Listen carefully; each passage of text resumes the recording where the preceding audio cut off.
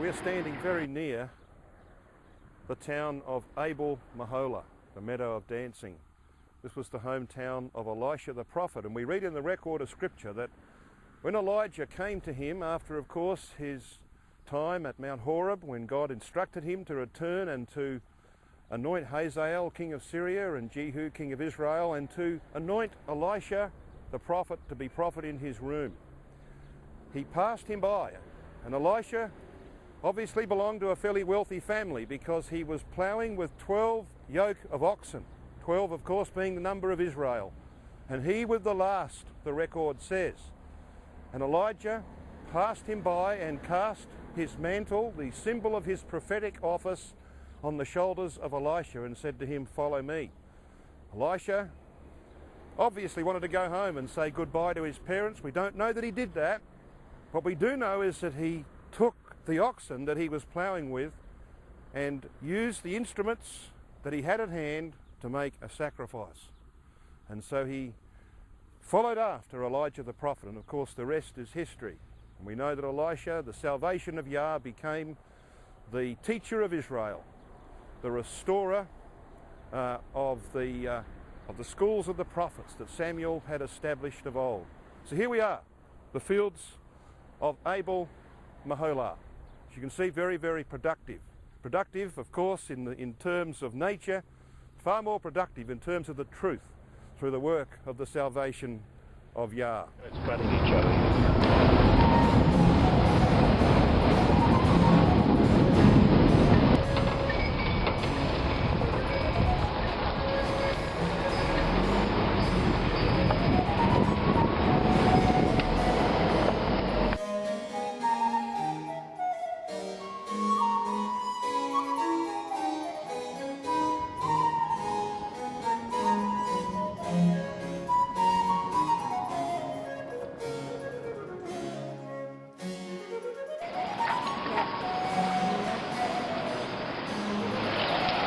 This is the brook of Jabbok, where Jacob wrestled with the angel, having sent his family across this brook.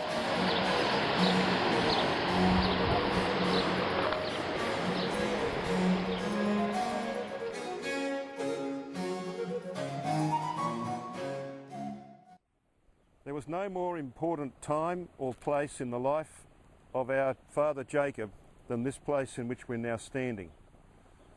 Behind me you can see the brook Jabbok. Jabbok was to be the place, of course, where an angel wrestled with Jacob. Behind me, on the upper ridge, is the place that was named by Jacob Mahanaim, 2 camps. It was another mistake by Jacob. God had said to him in the dream given to him at Bethel, in Genesis chapter 28 and verse 15, "I will never leave thee, nor forsake thee, until I have done that which I have spoken to thee of."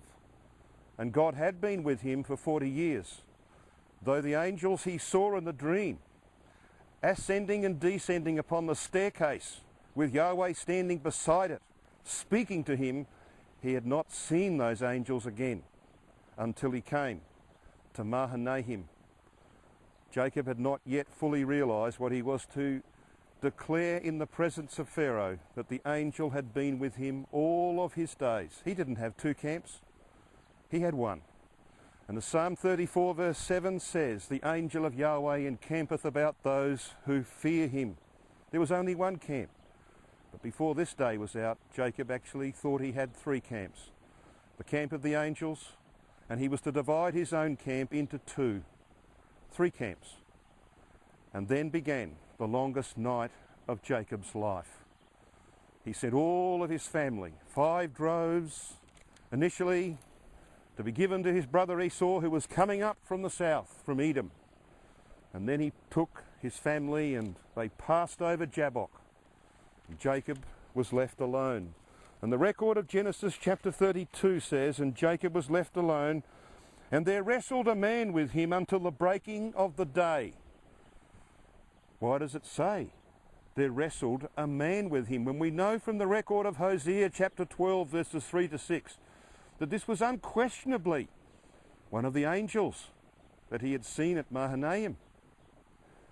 He was behind on the north side of Jabbok because he was looking for those angels. Who would send his family across into the teeth of Esau and stay here unless he was looking for an angel? And it was an angel that came and began to wrestle with Jacob. It was not Jacob who began that wrestling. There's a very important principle in that. It was God who initiated the wrestling in Jacob's life, as it is God who has initiated the wrestling in the lives of each one of us. It's his work. He's about to bring it to some culmination in the life of Jacob. He's to learn the greatest lesson of his life here in this place. And it says there wrestled a man, when we know it was an angel. Why does it say a man? Well, he just spent 40 years in the company of the inveterate deceiver Laban. And in the everyday affairs of life, he had learnt not to deceive, but to be truthful, which he had not been in Genesis 27. That's why he had to go and spend the 40 years with Laban. It is in the everyday affairs of life, the life of man, that God wrestles with us to teach us the fundamental lessons of how to devote ourselves to truth and integrity and righteousness, that we might follow his own pattern and the pattern that it would be established in his Son later on. And so the record is very clear, isn't it? There wrestled a man with him until the breaking of day. And the breaking of day, of course, here represents the dawning of the new day, the kingdom. And the work that God was doing in Jacob, he does in each one of us. And so Jacob named this place. He got his blessing, he hung on, his thigh had been touched by the angel, it went at right angles, he had a dislocated hip. The hip is the strongest part of the human body. He had no strength, he couldn't hurry, he couldn't save himself from the hand of Esau that was stronger than he. God delivered him. Don't put trust in your own confident ability to save yourself from all of these situations, Jacob. Put your trust in me. So he touches him. And that's why we read in the record of Zephaniah chapter 3 and Micah chapter 4 that when God brings Israel back through the wilderness of the peoples, he brings them to this very place as they pass from here to cross the Jordan to go up the valley of Achor, we read that I will save her that halteth. He's going to save his people and teach them the same lesson that he taught Jacob here in this place, in their wilderness journeys from their dispersion back to the land. It's a wonderful story. So why is this place then named Peniel? That's what Jacob calls it. Got his blessing. Jacob called the name of the place Peniel, for I have seen God face to face, and my life is preserved. Peniel means the face of God, of course. But it's in the first person singular, that name. It means I have seen God. But then the record says this in verse 31. And as he passed over Peniel, different spelling, this is spelt P-E-N-U-E-L. Why the difference? Peniel is in the third person plural.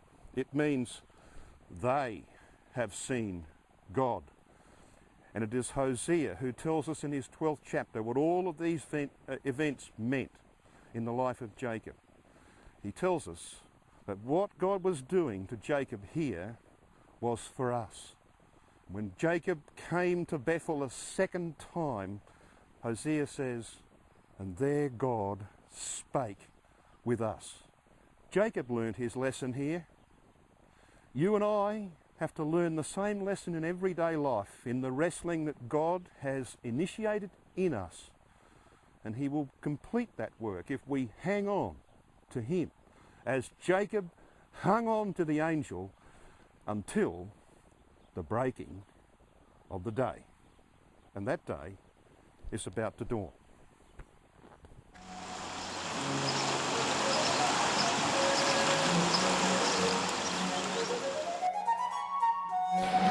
Yeah, that is lovely. Steve is washing in the brook Jabbok.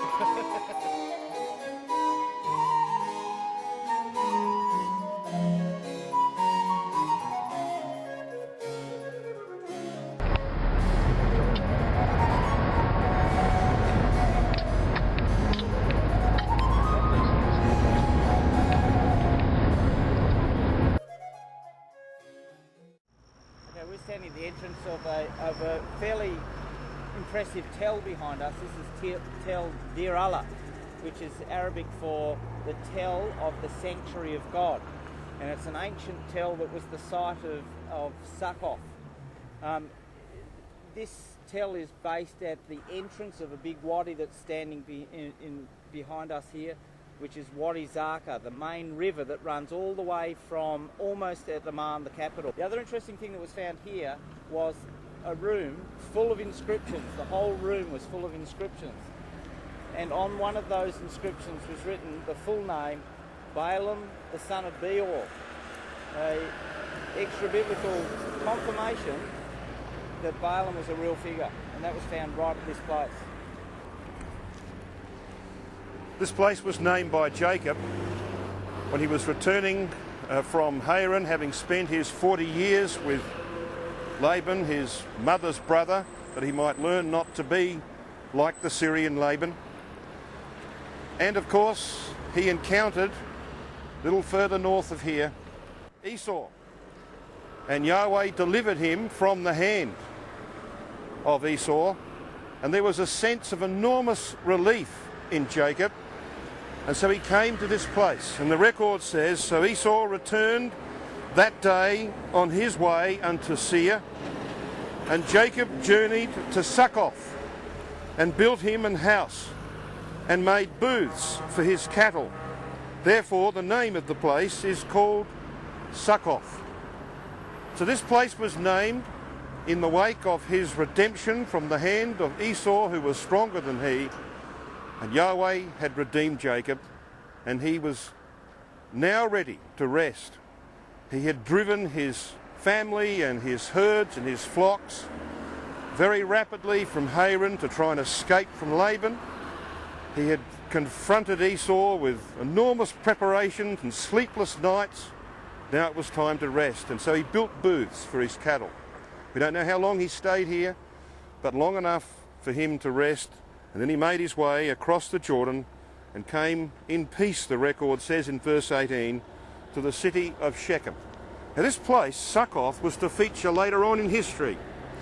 When Gideon pursued the Midianites across the fords of Jordan, he came to two towns.